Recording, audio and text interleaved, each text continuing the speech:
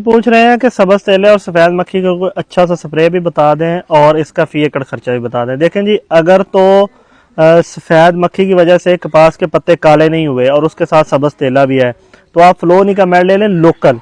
Local आपको मिलेगा 60 ग्राम तकरीबन 1200 से 1150 रुपये का। ठीक है, ये आपने करना है 80 ग्राम।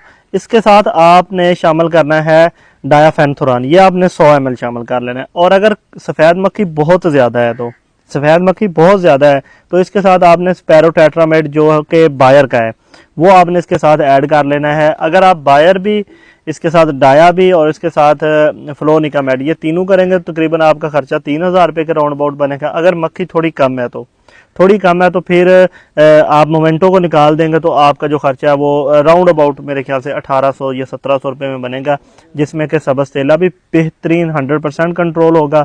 और वाइट फ्लाई, अगर पत्ते काले नहीं हुए, शदीद अटैक